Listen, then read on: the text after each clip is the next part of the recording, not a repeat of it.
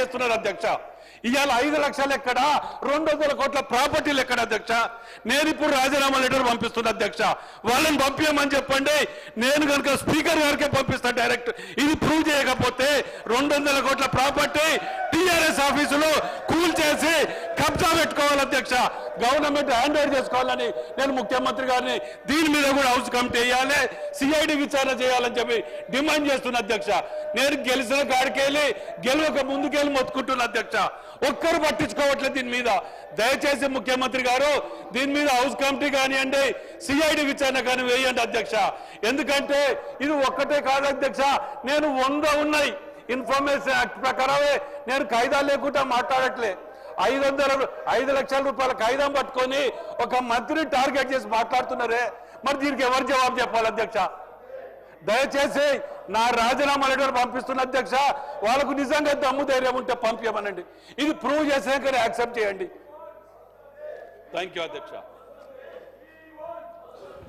అధ్యక్ష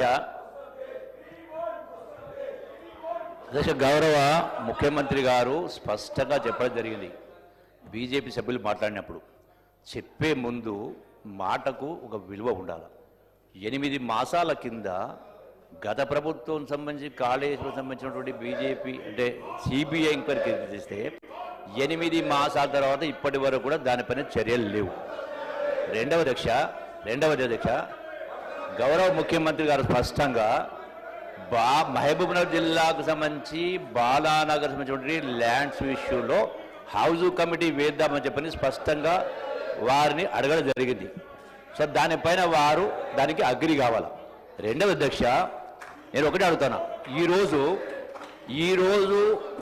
10 సంవత్సరాలు అధికారంలో సభ్యులు ఈరోజు ప్రతిపక్షంలో అక్కడ కూర్చునే పరిస్థితి ఎందుకు వచ్చింది అధ్యక్ష?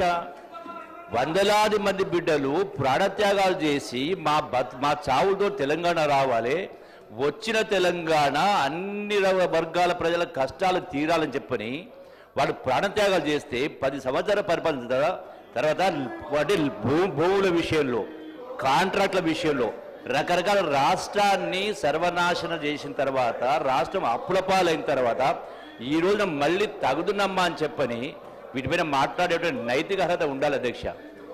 ఈరోజు అక్కడ కూర్చున్న పరిస్థితి ఇటువంటి అక్రమాలు చాలా ఉన్నాయి, చాలా జరిగినాయి. నష్టపోయింది రాష్ట్ర ప్రభుత్వం, రాష్ట్ర ప్రజలు. ఈరోజు సంస్థలకు సంబంధించి మీరు మాట్లాడుతూ ఉన్నారు.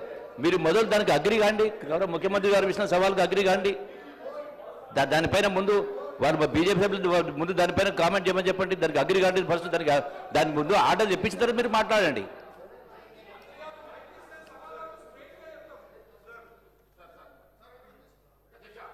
లక్ష్మణ్ గారు. అధ్యక్ష గౌరవ సీనియర్ శాసనసభ్యులు మా దళిత వర్గానికి చెందిన కడియం శ్రీహరి గారు మాట్లాడుతుంటే కౌశిక్ రెడ్డి గారు ఒక దళిత ఎమ్మెల్యే మీద ఇట్లా చేయి చూపెట్టుకుంటా, బెదిరించుకుంటా, గుండాగిరి చేసుకుంటా మాట్లాడడం ఎంతవరకు సమర్థ అధ్యక్ష? ఇంకెన్ని రోజులు అధ్యక్ష మా మీద దౌర్జన్యం? ఎన్ని రోజులు ఈ విధంగా?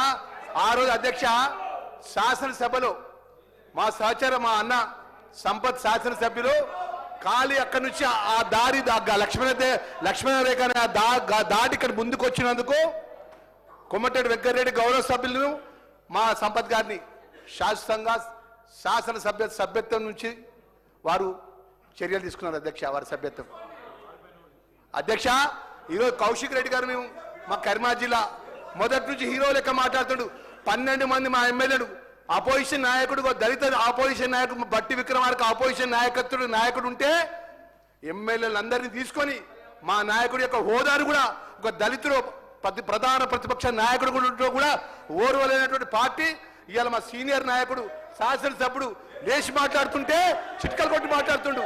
అధ్యక్ష కౌశిక్ రెడ్డిపై తక్షణమే మీరు చర్య తీసుకోవాలి అధ్యక్ష. సభ స్టార్ట్ అయినప్పటి నుంచి మొదటి నుంచి కూడా గౌరవమైన శాసనసభలో ప్రజలకు ఎన్నుకోబడ్డ ప్రజలు ఓట్లేస్తూ వచ్చినాం అధ్యక్ష. మేము ప్రజలు ఓట్లేస్తాం తెచ్చినాం.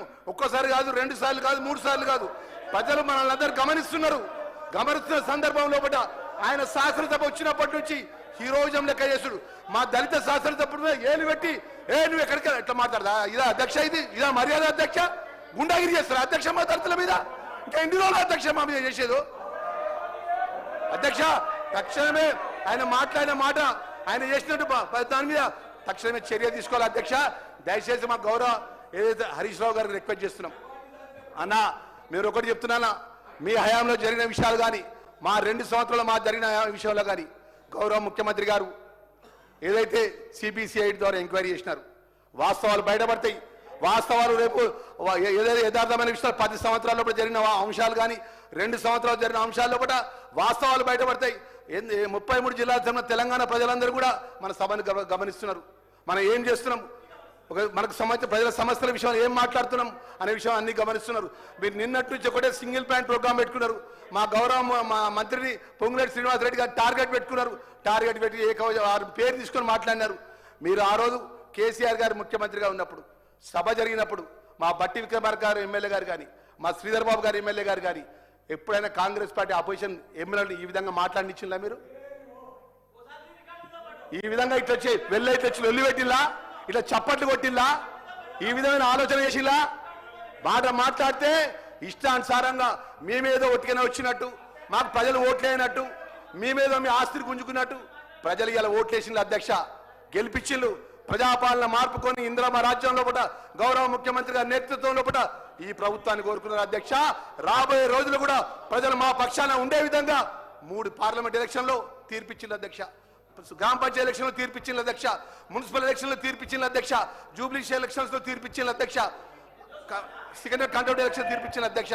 ప్రజలు మా పక్షాన ఉన్నటువంటి సందర్భం లోపట ప్రజలకు ఏం మంచి చేసిన విషయం లోపట మేము ఈ రోజు మాట్లాడుతున్న సందర్భం లోపట ఇలా వయోవృద్ధులకు సంబంధించినటువంటి అత్యంతమైన గొప్ప బిల్లును ఈరోజు ప్రవేశపెట్టిన అధ్యక్ష.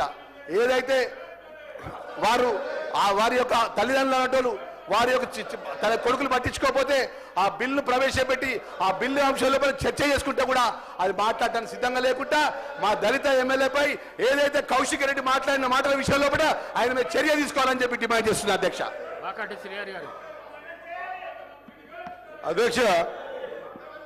అధ్యక్ష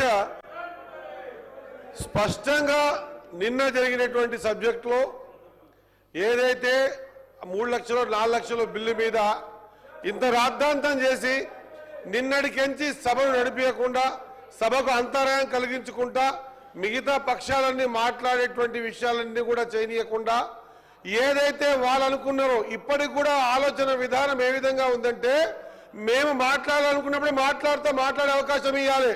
ఒకవేళ మాకు మాట్లాడే అవకాశం ఇవ్వకుంటే ఇంకెవరిని కూడా మాట్లాడనీయము అనేటువంటి విధానాన్ని కొనసాగిస్తున్నారు అధ్యక్ష.